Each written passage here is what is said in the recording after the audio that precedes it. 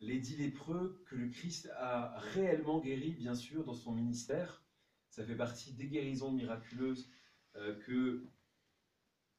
dont l'Évangile nous parle, que le Christ a accompli, et qui sont évidemment l'un des signes de sa mission divine, puisque ce qui est intéressant, c'est qu'à l'époque où les évangiles ont été écrits, les témoins oculaires étaient encore là, et c'est l'une des preuves que nous avons que tout ce qui est raconté dans l'évangile est tout à fait exact, c'est que euh, y a, les récits sont extrêmement proches dans le temps, et donc la plupart des témoins oculaires sont encore vivants et peuvent confirmer ce dont il est question dans l'évangile.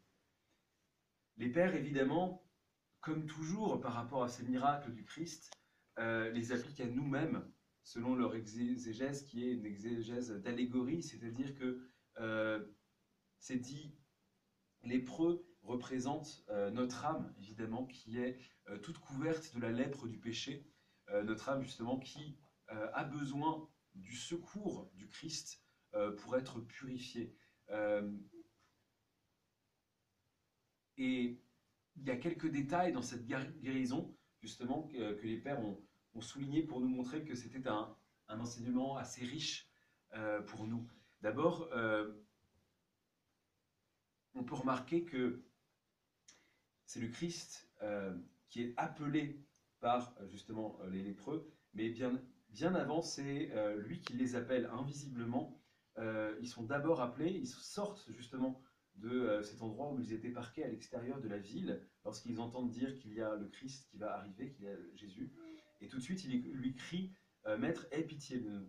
Et en cela, disent les pères, ils sont vraiment les symboles de ce que nous devons être, c'est-à-dire de ce que doit être notre prière, un perpétuel cri vers le Seigneur pour demander justement qu'il ait pitié de nous. À chaque heure du jour et de la nuit, nous devons crier Seigneur, aie pitié de nous, surtout justement si nous sommes dans des difficultés, surtout si précisément notre cœur est sec et nous n'arrivons pas à prier. Finalement, c'est la chose la plus grave, c'est d'avoir le cœur sec et de ne pas parvenir à prier. Et c'est pour ça que dans ces cas-là, effectivement, il faut répéter le plus souvent possible, comme ces lépreux, Seigneur, aie pitié de nous. Euh, les pères remarquent aussi que le, le Christ donc envoie les prêtres, envoie les lépreux, pardon, euh, vers les prêtres. Pourquoi ce détail? Parce que dans l'ancienne loi, il fallait que ce soit les prêtres du temple de Jérusalem qui constatent la lèpre chez la personne qui en était atteinte. Et dans ce cas-là, on l'exclut de la communauté parce que c'est trop contagieux, on ne peut pas prendre le risque.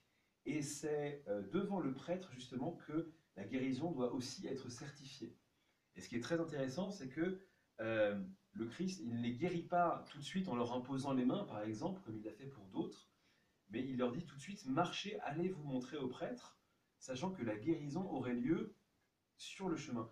Et ce qui est incroyable, c'est que ils se mettent en chemin, certains que ce qui leur annonce va arriver.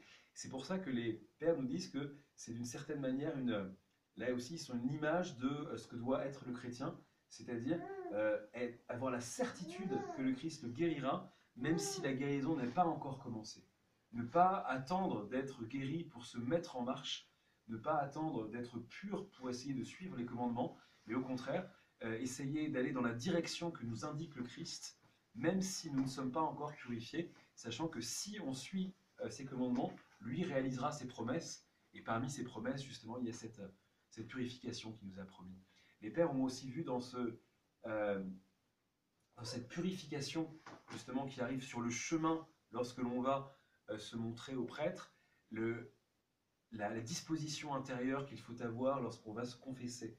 En fait, le prêtre n'est jamais que celui qui représente, qui manifeste sur terre, parce qu'il est dépositaire de la succession apostolique, cette grâce de l'absolution, mais en réalité, si on a un cœur véritablement pénitent, justement, eh bien c'est sur le chemin de la confession, dans son cœur repentant, qu'on reçoit véritablement le pardon de Dieu. Et le prêtre, lorsque on vient le voir pour se confesser à lui, ne fait finalement qu'enregistrer cette guérison qui a déjà eu lieu sur le chemin, que cette guérison qui a déjà eu lieu quand on s'est véritablement converti, c'est-à-dire transformé pour Dieu, hein, puisque voilà, donc cette marche vers le prêtre signifie donc la confession.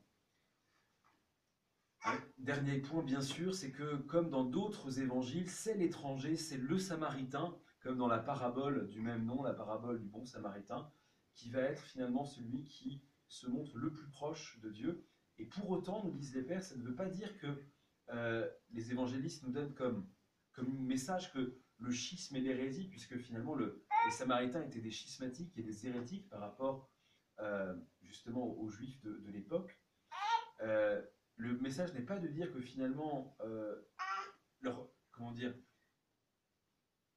communauté est aussi bonne, puisqu'il ne dit pas aux lépreux, justement, Samaritains, d'aller voir un de ses prêtres, mais il lui dit d'aller voir un des prêtres du temple de Jérusalem, c'est-à-dire qu'il affirme qu'il y a un sacerdoce qui est valable, alors qu'il n'existe pas justement chez les Samaritains, et pour autant c'est lui qui est dans les meilleures dispositions, ce qui, d'après les pères, nous montre à la fois que justement le Christ est venu appeler toutes les nations, et le Samaritain ici, bien évidemment, représente les gentils, représente les nations païennes qui vont se convertir au Christ, alors même justement que malheureusement beaucoup de Juifs vont avoir l'attitude qu'ont eu les 9 autres lépreux, c'est-à-dire celle d'être ingrats vis-à-vis de Dieu, puisque c'est ça dont il est question, hein, c'est-à-dire que venant rendre grâce à Dieu, comme le dit le texte, ils montrent leur gratitude. Les autres viennent d'être guéris, viennent de vivre un miracle extraordinaire, et pour autant, ils ne sont pas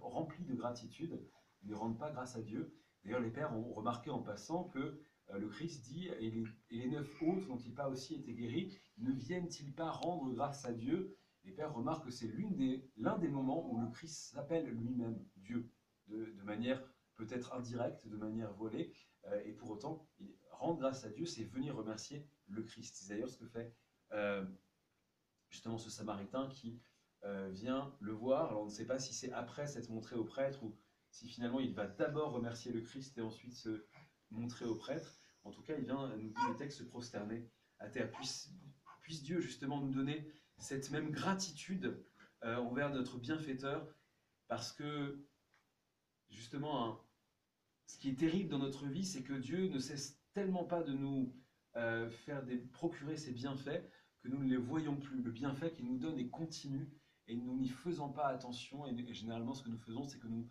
focalisons sur tout ce qui ne va pas.